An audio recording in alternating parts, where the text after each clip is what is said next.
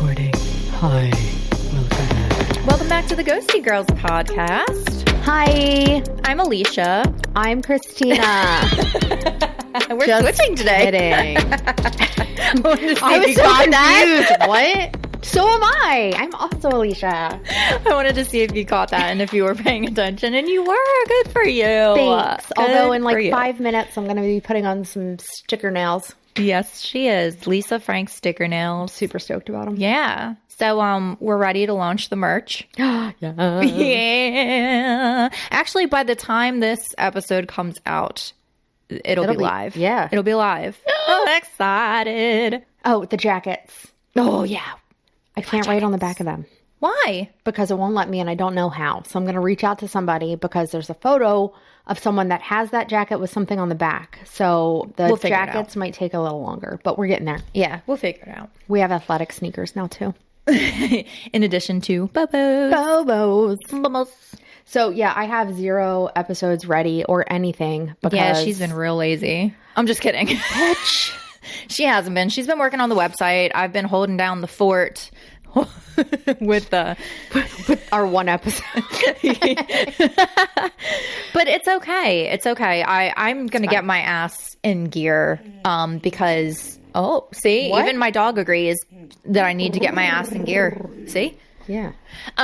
I just, and I'm sure all of you guys saw this too, because you guys are obviously all into like horror stuff and true crime and all that. Yeah, I need to get my ass in gear, and I have decided what I'm going to do next, and it's going to be like a 2 or 3-parter. Again, I'm sorry, but it's just, it'll be too much for one episode. I like them though. You do such a good job, and you like stop off at perfect Thank points. you. That's always hard for me because I never really know when to stop.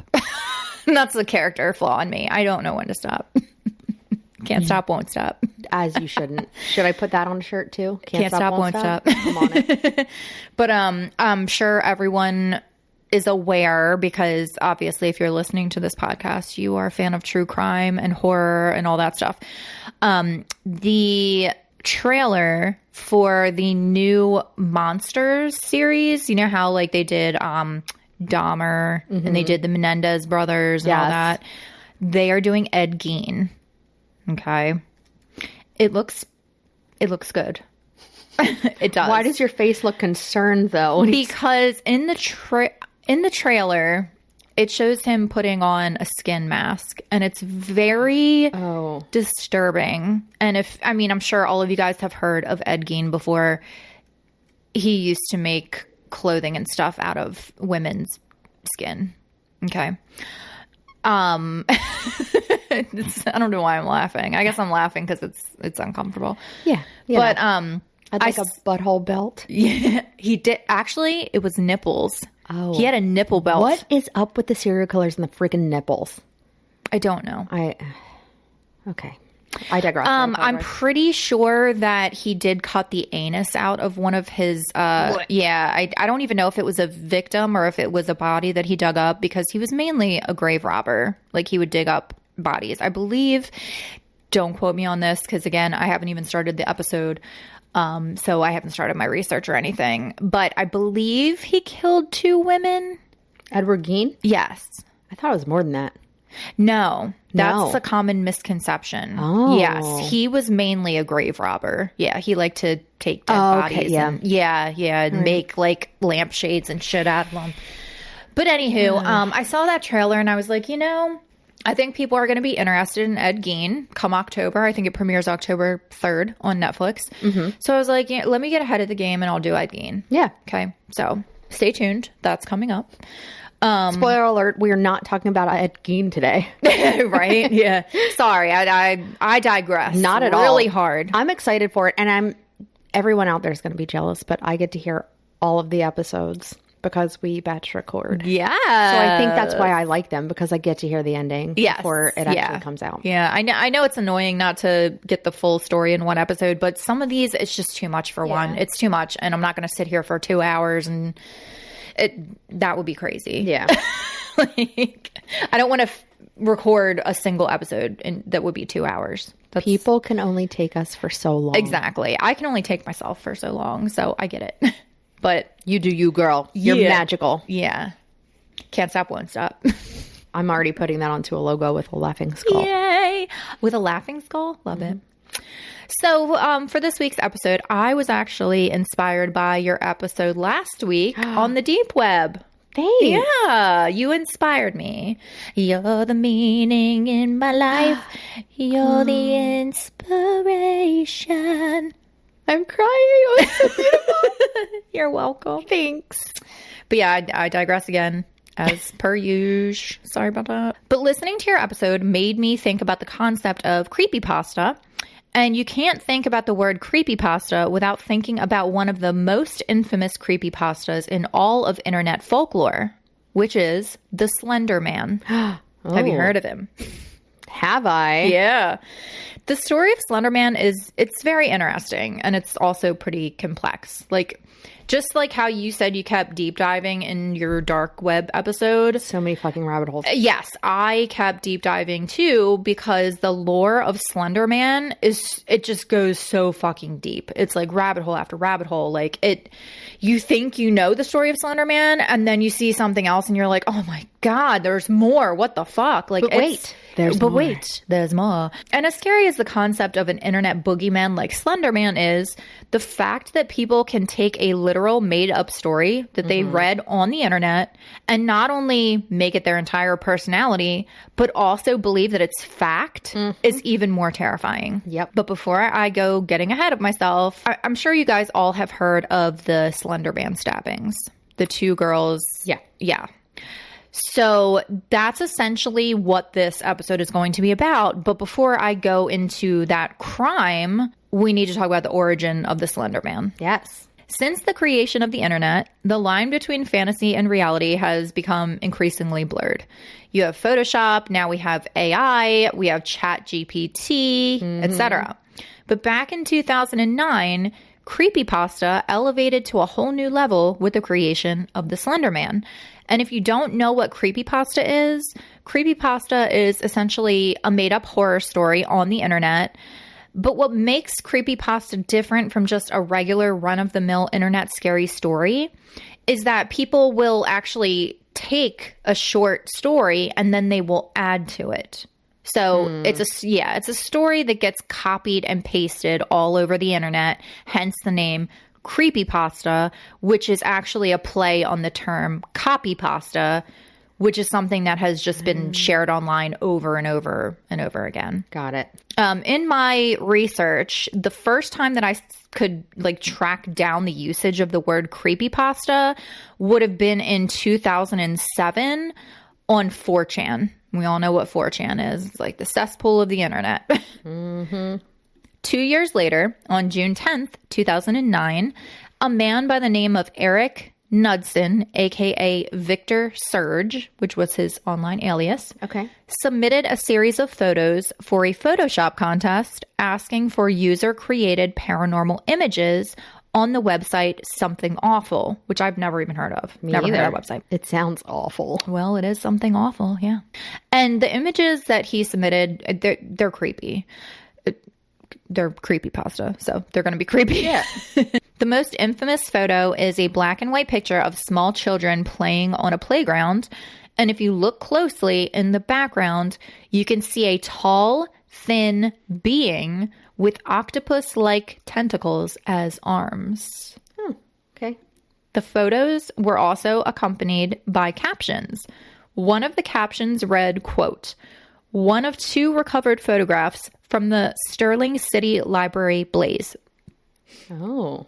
Notable for being taken the day which 14 children vanished and for what is referred to as the Slender Man. Deformity is cited as film defects by officials. Fire at library occurred 1 week later. Actual photograph confiscated as evidence," end quote.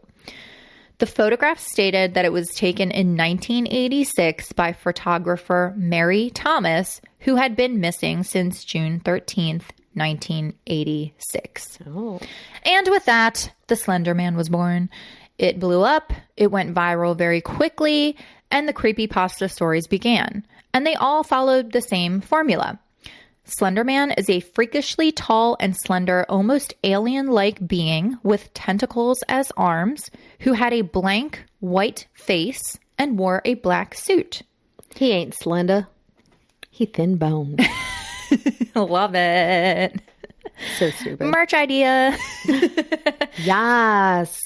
Slenderman likes to stalk children, and he is often seen lingering in the woods, forests, playgrounds, or anywhere that children would be playing. Yeah, normal.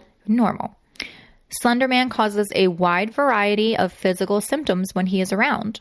These symptoms include hallucinations, memory loss, nausea, headaches, nosebleeds, and severe paranoia. So menopause? For lack of a better term, yeah. You know, maybe we're not in perimenopause. Maybe it's just Slenderman. It's just Slenderman. It's fine. And possibly the creepiest aspect of Slenderman is the fact that he can manipulate humans to, quote, do his bidding for him. Oh. So Slenderman, he doesn't technically kill people per se. No? But he could absolutely have a human do it for him. In addition to written stories, people and even children began making Slenderman content on YouTube. Of course they did. Yeah. There were entire forums completely dedicated to the Slenderman lore, and there were even video games created that children were playing. Now, there's absolutely nothing wrong with enjoying horror stories and the horror genre. I'm sure if you're listening to this podcast, you know, as a kid, you were probably interested in weird things. You were probably watching creepy things. Like my favorite TV show as a kid was Are You Afraid of the Dark on Nickelodeon. Same. Yes, exactly. That's why we're friends. Best friends. I gotta digress for a second. Yeah, go ahead. Okay. Do you remember the show? I think it was on MTV. Where they would go into haunted buildings. Yes, it was called Fear. I want to recreate that. I love that show so fucking much. And it's like lost media at this point. I can't find it anywhere. I know. I was wondering if it was a Mandela effect, honestly, because I was like, I know I saw people ghost hunting before it was a thing. That was one of my favorite shows. Same. Ever. I was like, I could do this. Yes. No and problem. they would like put people in a group and they had challenges. And I remember one of them, they were like in an abandoned asylum. Yes. And they had to, the girl like had to go in like the morgue slab. And Yes, they and shut lay her in there. there. Yes. Yes. Oh my God. Yeah. I remember saying, I could do this. And now you and I do that. And we don't even get a prize at the end, except for like a high five and anxiety. Yeah. Like, the only one that I couldn't do is I'm fairly certain, unless like my brain is just making this up and it's a Mandela effect. I'm pretty sure one of the challenges was somebody had to be buried alive. And I was like, no. I don't know about that. Yeah. I could have just made that up in my head, but Well, I don't know. if you guys remember that show Fear on MTV, hit us up. Like, Please. If anyone can find this online, please let me know. Yes. Like, I've even looked for like DVDs of it on eBay. Really? I can't find it anywhere. Right. But I also haven't looked in years, so I'm going to look again. I'm going to look Google it again right now. And if we find it, you know what we're going to do? We're going to do a reaction video. Okay. But yeah, we digress. I just got super excited talking about that show because I didn't think anybody remembered that. One of my favorite shows. Yes. And it was only like one season or two seasons. Like it was I short. think it might have been 2. Yeah. But oh my God, that show was so amazing. And like no one remembers it. So I literally thought I made it up in my head because I haven't been able to find it anywhere. Anywho, if, like I said, if anybody can find that, please hit me up because I want to watch that series. There's a Reddit on it. Anyone else remember MTV's Fear? Yes. Man, we digress. I'm so sorry. No, that's okay. So edit, this is future me talking. We found MTV's Fear on YouTube.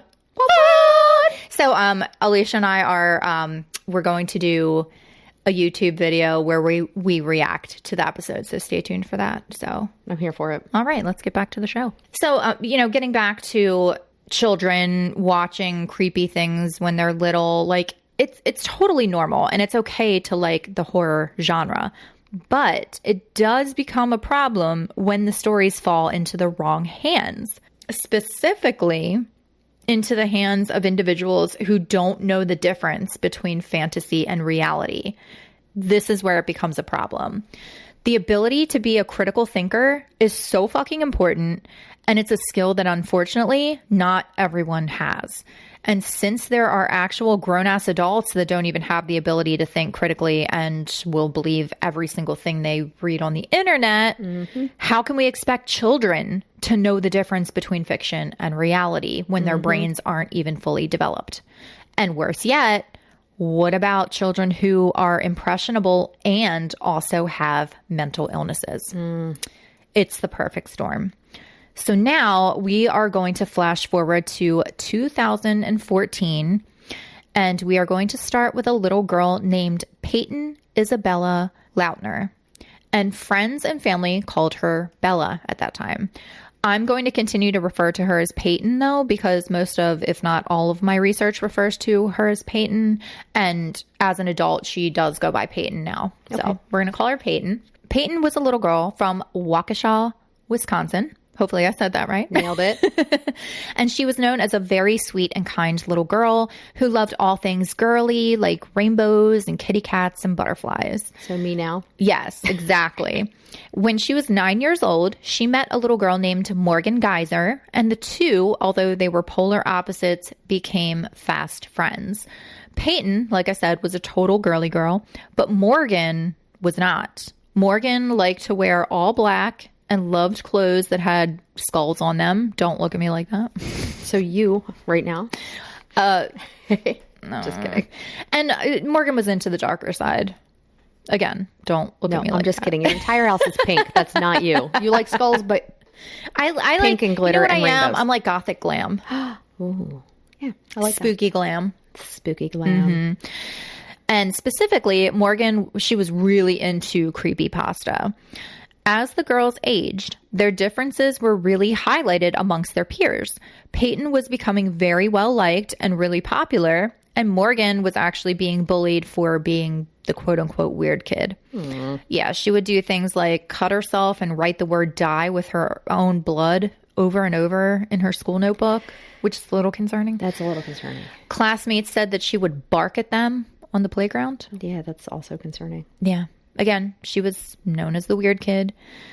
There's always a weird kid. Okay. I'm sure we can think back to when we were at school and we remember the weird kid. It was me. But they're usually harmless. With Morgan, however, this was not the case. One thing that I found in my research that I thought was pretty interesting is that the teachers at the school saw that she had this like questionable behavior, but no one said anything. That sucks. It may have helped her had they decided to intervene, but that didn't happen. Morgan's mental state continued to deteriorate, and she began seeing ghosts and imaginary friends. In the documentary Beware the Slender Man on HBO Max, Morgan's mother even admits that Morgan saw ghosts from a young age, but that she never did anything about it or ever had her evaluated. So again, parents saw this behavior. Teachers saw this behavior. They saw Morgan's mental state. They saw her rebellious ways. They did nothing and said nothing. See something, say something. See something, say something. Despite classmates ostracizing Morgan, Payton remained a true friend, and she even played into Morgan's fantasies of seeing imaginary friends. It seemed pretty innocent at first, like it seemed like Morgan was just playing, but Payton began getting scared of Morgan's stories. Because remember, Morgan was super into these creepypasta stories, but Payton, she wasn't. Payton said later on that their differences were kind of causing a rift between the two of them, but Payton remained friends with Morgan because she felt bad for her. She didn't have any friends. She was the weird kid, and Payton was a really nice, sweet girl, and she was like, I'm not going to abandon my friend just because she's into some weird things. Yeah, that's fair. Yeah. Aww. So enter 12-year-old Anissa Weier. And Anissa was a new friend that Morgan made. She was the new girl. And she was also super into creepypasta. And these two just completely fed off of each other. Anissa even went as far as telling Morgan that all of those shadow figures and people she was seeing, well, that was actually because Morgan must be a psychic medium who can communicate with the dead. Oh. Morgan eventually admitted to Anissa that she was particularly afraid of one specific shadow figure who was a tall, thin man. Oh, for shit's sake. Yep. And Anissa was like, yeah, what you're seeing is the Slender Man, and he's real. Oh, fuck's sake. Mm-hmm. So these two 12-year-old girls continued spiraling down this Slenderman path, and they, for whatever reason, decided that Slenderman was targeting them, Morgan specifically, and that the only way to get Slenderman off of their backs was to perform a human sacrifice on his behalf to make him happy. This sacrifice, according to the girls, had to be someone that Morgan loved, and this is why they targeted Payton Leutner, who had been nothing but an amazing friend to Morgan, which makes this all the more sad and disturbing. Like, Payton was a good kid. Yeah. She was a good friend to Morgan. Morgan and Anissa, both just 12 years old and in 6th grade. I just want to keep repeating that. 12 years old and in 6th grade. I can't. These two methodically planned out the murder of Payton Leutner. And after the murder, they agreed that they were going to leave their homes and go to the Slender Mansion, which is a huge mansion that Slender Man supposedly lived in, and they would go live with him there as his proxies. Yeah, that makes sense. Right.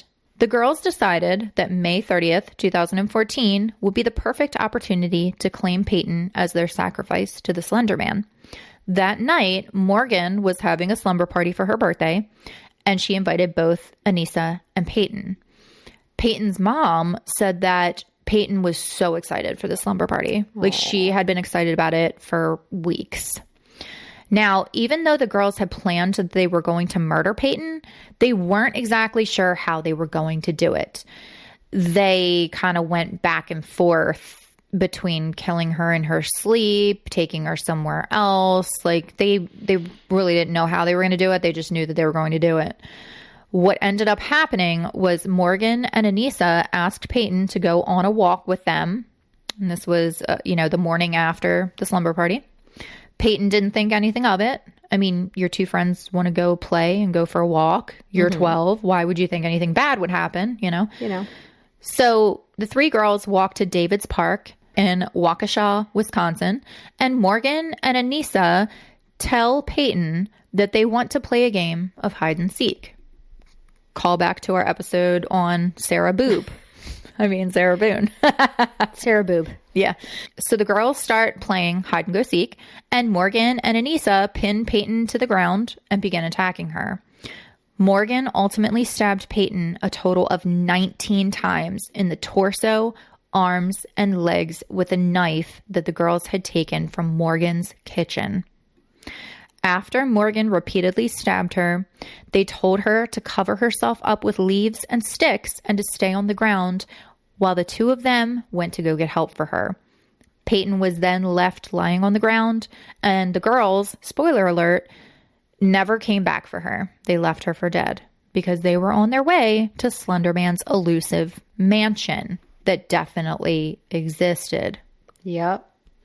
Payton eventually realized that no one was coming to help her, so she physically dragged herself to the road where she was found by a biker who called 911. And something that I found interesting was apparently the path that this biker was on was actually closed off. So he shouldn't have been even biking down that path, but he disregarded the signs and he went anyway. Thank God. I know. That's literally my next line. Thank God. Man. That's like some divine intervention from the universe, man. Well, because she was a good person. Yes. Just be a good person. Yes. Yep. She was supposed to be here. Police and paramedics get there. And when asked who did this to her, Payton tells them that it was her best friend, Morgan Geyser. Payton was immediately transported to the hospital where she underwent a 6-hour operation to repair the 19 stab wounds. And miraculously, Payton Leutner survived. That's awesome. Yep, she survived. Her surgeon, Dr. John Kellerman, stated, quote, "If the knife had gone the width of a human hair further, she wouldn't have lived." A human hair. The width of a human hair. Divine intervention. That's what you said. That's insane. Double time. Mm-hmm. Several of the stab wounds were to major organs, and one wound actually went through her diaphragm and sliced open both her liver and her stomach. God bless her. I know. While Payton was undergoing surgery to save her life, the hunt was on for Morgan and Anissa. And the girls were eventually found walking along Interstate 94 about 5 miles away from where they had attacked Payton. And the girls were on their way to Nikolai National Forest, to where Slenderman's mansion supposedly was. And this was hundreds of miles away. So these girls thought that they were just going to walk like 200 plus miles to this mansion and live there with Slenderman. Yeah, that's... Right. 6th grade. Yeah. Yep. Found on the girls was a backpack which carried water bottles, snacks, clothing, and also a knife with a 5-inch blade. The same knife that was used in Payton's attack. The girls also had blood on their clothing. So the girls are then taken to the police station to be interrogated, and it's wild. You guys know I love interrogation videos. Both of them seem completely disconnected with reality. They have no feelings about what they had just done. No remorse, nothing. They just both were very flat, very matter of fact, just saying what they did and why they did it. Both of the girls tell investigators that they had intended to stab Payton to death in the name of Slenderman. Anissa was the instigator. She was the one who told Morgan that Payton needed to be murdered. And Morgan was the executioner. In their interrogations, both girls confessed that they originally wanted to murder Payton while she was asleep at the slumber party, but they both chickened out. Then they planned on killing her in the public restroom at the park, but they chickened out again. So they eventually decided to lure Payton deep into the woods to go play hide and seek, and they had Payton lay on the ground. Anissa got on top of her to hold her down, and then she looks at Morgan and tells Morgan to, quote, go ballistic, go crazy, which was Morgan's cue to attack Payton. These girls are 12. I can't. That's really fucking disturbing. You think? I know I've said this. I can't. I know I've said this a lot, but the fact that these are 12-year-old little fucking children is mind-boggling to me. Due to their confessions and the nature of the crime, Morgan Geyser was charged with attempted first-degree homicide, and Anissa Weier was charged with attempted second-degree homicide. It was determined that both girls would ultimately be tried as adults. Anissa Weier pleaded guilty, and she was found not guilty by mental disease or defect. Oh. She was sentenced to serve 25 years to life in a psychiatric hospital. Morgan Geyser accepted a plea deal and was ultimately sentenced to 40 years to life to be served in a psychiatric hospital. During court proceedings, Morgan was evaluated by psychiatrists, and she was officially diagnosed with schizophrenia. No surprise there. No. It's also said that while she was in custody, Morgan was like doing weird things, like talking to people that weren't there and like keeping ants as pets and stuff, like just bizarre stuff. I keep bugs as pets. You keep ants as pets? No, you don't. No, I don't. I just mess with you. I was like, no. No, but every time I see a jumping spider, I pick it up and okay, but that's fuss over it. I feel like that's a little different though. Ants. Yeah. While you're incarcerated, while you're in custody, that's weird. I'm sorry. It's weird. It's a little weird. That's fair. Anissa, at the age of 19 years old, was released from the Winnebago Mental Health Institute, and she is to be monitored by case managers until she turns 37. She also has to wear an ankle monitor, and she has been court ordered to take her psychiatric medicines, attend therapy sessions, and this is very interesting. Her internet usage is heavily restricted and monitored, and she is not even permitted to have any form of social media, which is good. Yeah, she does, because she doesn't need to be on the internet like ever again, as far as I'm concerned. Like, she clearly does not know the difference between fantasy and reality. Well, yeah, there's no way. Yeah. On July 17, 2025, so not even 2 months ago, Morgan Geyser, now 22 years old, was granted release from the Winnebago Psychiatric Hospital, and she was set to be transferred to a group home. This, however, has not been so easy because basically no group homes want Morgan there. I mean, I wouldn't. I know. The second group home stated that the patients were super uncomfortable with Morgan being placed there, and they didn't feel safe about it, which I totally get. So Morgan, as of now, is just sitting in the psych ward in limbo until they can figure out what the fuck to do with her. I did come across in my research that 3 psychiatric experts from the court all agreed that Morgan has made leaps and bounds with her mental health during her time at Winnebago Psychiatric Hospital. Now, does that mean that she's safe to be reintegrated back into society? No. That remains to be seen. Yep. Now, I will say that in my research, I did come across some statements that Morgan was now transgender and identifying with male pronouns. I didn't change this in the episode because every article and news clip that I've seen, like up until this day, they still refer to Morgan as a female. So I wasn't really sure what to do with that, but I wanted to get that detail out because I don't want anyone to think that I'm being insensitive. Yeah. However, the court still refers to Morgan as of today as a female. So I'm just going by how the court refers to Morgan. It's fair. Morgan's attorneys have stated that Morgan remains in good spirits and is hopeful for release. Payton Leutner has thankfully completely healed physically, but the psychological effects were much more difficult to overcome. Payton slept in her parents' bed for months, and when she eventually could sleep in her own bed, she slept with a pair of scissors under her pillow because she was afraid of being attacked in the middle of the night. Yeah.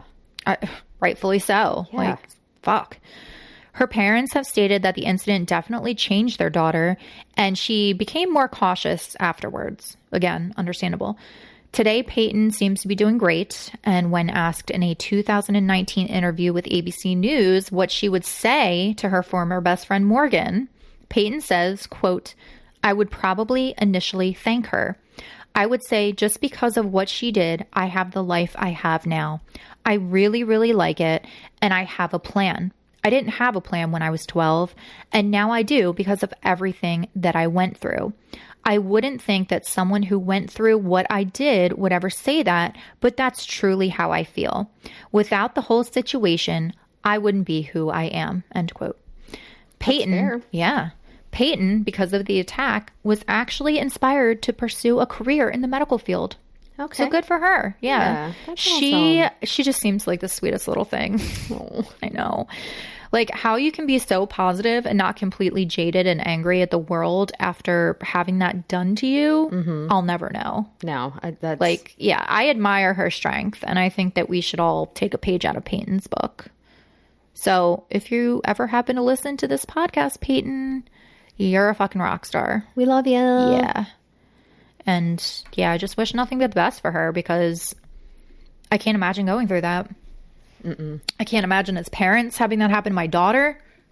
It's a sad situation all around. Like, I can't imagine having my daughter do that to someone. I can't imagine someone doing that to my daughter. It sucks for everyone involved.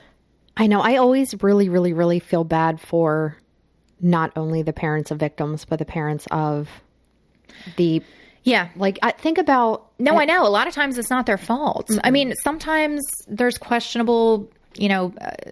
How do I want to say this? Their parenting skills are questionable? Yes. Yeah. Sometimes there's questionable parenting skills, but a lot of times it's not their fault. You can't control what your child does when they're... I want to say when they're an adult, but these were kids. But, I mean, you still can't control what your 12-year-old does when they're not in your care. Yeah. I mean, I don't know how else to say that. I think as a parent, you just do the best you can. And, it's in Jesus' hands sometimes. Jesus, take the wheel. Please. I will say this, though, and I'm not trying to judge anyone's parenting or anything, but if you see signs that your child may be struggling mentally, please, for the love of God, get them fucking help. Yes. At least have them evaluated at the very least. Like, the worst that can happen is they find something is going on with your child mentally, and then you can deal with it through therapy and medication. Exactly. But I feel like, I don't know, me personally, as a parent myself, I feel like I have a responsibility for my child's mental health. I don't know. If I saw a red flag in my kid, I feel like I'd take action. I feel like that's my duty as a parent. Yes. But and nowadays, mental health is so on the forefront that you don't know what to look for, but you have ideas. Yes. If my 12-year-old was telling me that they saw shadow figures and they were talking to people that weren't there. Yeah. I would have them evaluated. 100%. Absolutely. Now, we're into the paranormal stuff. So there's always a possibility that someone has an ability or, has psychic medium abilities. But at least take them to a medical professional so they can rule out that there's nothing else going on. Agreed. Right? Yes. I don't 100%. Know. But what do I know? I'm just some bitch. Some bitch. But any guys. But anywho, that's the story of the Slenderman stabbings. I'm just glad it wasn't the Slenderman murder. I'm so glad that this little girl wasn't killed. I know. God bless her little heart. I know. And it's just also, I don't want to be preachy, but I'm also going to preach a little bit. Do it, girl. Please, please, please, if you're a parent, please pay attention to what your children are consuming online and on TV. Mm-hmm. Please monitor them. Children, their brains are not developed like ours, and they don't know when something is reality and when something's fantasy. And I make sure to do that with, my daughter is 7. I make sure when she sees something on TV that I explain to her, if it's something scary, that's not real. Mm-hmm. That's movie makeup. Yep. This is how they did it. Your Auntie Alicia used to do zombie movie makeup, and this is how she did it. And I just really try to instill that in my child, so she knows what is real and what is not, because I can't even imagine, when we were little kids, this is going to age me, so I'll just say me. When I was a little kid, I didn't have the internet, to go read these Slenderman stories and all that stuff. So I can't even say how I would have reacted. Would I know the difference between what's real and what's not on the internet? If I read it and people were making it seem like it was real, would I know? I don't know. It's hard nowadays. Especially there's some shit that me as an adult, I'm I need to Google that because I don't even know if that's fucking real. Yeah.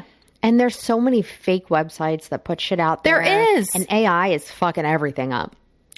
It's scary. I appreciate AI. Don't get me wrong. It's being misused though, for sure. Yeah. I know. Yeah, just the fact that they're making videos of politicians saying things that they never said. Yeah. That's fucking terrifying. It's terrifying. Dangerous. And you can see, if you look close enough, you can tell. You can. But but a lot of people, they don't have those skills. Yeah, they don't have that. I know. What is it? Common sense. Yeah, they don't have the common sense, and they don't have critical thinking skills. Mm-mm. Not everyone is born with critical thinking skills. No, they're not. So yeah, just again, be vigilant with what your kids are doing, with what they're consuming, with what they're watching. It's really important. Yes. Don't just sit your kids in front of a screen and leave the room. And I know it's tempting. I know as a parent, it's we all need a break, but please pay attention. Please pay attention. You're a parent. It's your fucking duty. Yep. It is. Duty. There have been times where my son will be watching something and I'm what is that? He's oh, it's funny, blah, blah, blah. And I'm no, I don't like what they just said. Change it. He's why? I said, because I don't like it. And that's enough reason. That's what you're supposed to do. Right. That's what you're supposed to do. And I think some people are just oh, haha, it was funny. I'm no. Or they just flat out don't pay attention. Right. When my daughter, I have it set up so on her YouTube, and I've told her this, I'm in the room with her when she watches YouTube, but she has her own kids account, and I've told her, I can see your viewing history. Mm-hmm. So don't be watching anything that you wouldn't want me knowing you were watching. Yep. Because you will be in trouble, and your YouTube privileges will be completely taken away. Period. 100%. But I'm also I don't know. I'm trying to raise my daughter right. I really am. I might be a little hard sometimes. No, but you're not a normal mom. You're a cool mom. I'm not a. What does she say? I'm not a normal mom. I'm a cool mom. Is it normal mom? I'm not a mom. I'm not an old mom. I'm a cool mom. I don't know. Let me look it up. Hold on. Now I'm going to have to look it up. Mean Girls mom quote. I'm not a regular mom. I'm a cool mom. Regular. That's it. I'm not a regular mom. I'm a cool mom. Have a margarita. There's no alcohol. Why do you want a little bit? Because if you're going to drink, I'd rather you do it in the house. Great movie. It always comes back to a Mean Girls reference. It does. And I'm okay with it. the sunglasses I like, they're called knockarounds. Sponsor us. Just Chili's also. Chili's they awesome. have Mean Girl glasses. Like they do a lot of collaborations and limited like editions and stuff. Like that's where. So you're gonna buy them, right? Eventually, when they go on sale, because I'm poor. But the Care Bear ones and the Ninja Turtle ones that I have, also the cute Transformer ones that I have because I'm an adult. And Shark Week, they all come from Knockaround. I fucking love them, and they're great quality. But the Mean Girl ones are out of my price range. But as soon as they go on sale, you need to get them. I'm getting them. Yeah. I think honestly, they'd probably look better on you because they're that wider set. Are like they sunglasses or glasses? Yeah, they're sunglasses. Send me the link. I will. I'm saying. Let me tell you, they did a collaboration with DC Comics. Ooh. And you know I'm a Batty girl. Yes, Batman girl. same. So I ordered the Batman sunglasses, and they were too big for my head. Aww. I give them to Jack. He wears them. But they also have Joker ones. And they say like... Do they have Harley Quinn ones, though? Yes. They have Harley... Hold on. I'm going to send you... Wow, we digressed really hard. It's fine, guys. Knock around. Yeah, thank you guys. Thank you guys for listening. Stay tuned because Ed Gein is a coming. I'm gonna have. I mean that. Oh God, that sounded awful. He's a coming all over a corpse. Too much. And Ed with Gein that, is coming round the mountain when he comes. He's coming round the graveyard when he comes. When he comes. I'm gonna see myself out now because I am wildly fucking inappropriate. Thank you guys for listening, and we will see you next Tuesday. But don't be one. Bye. Bye.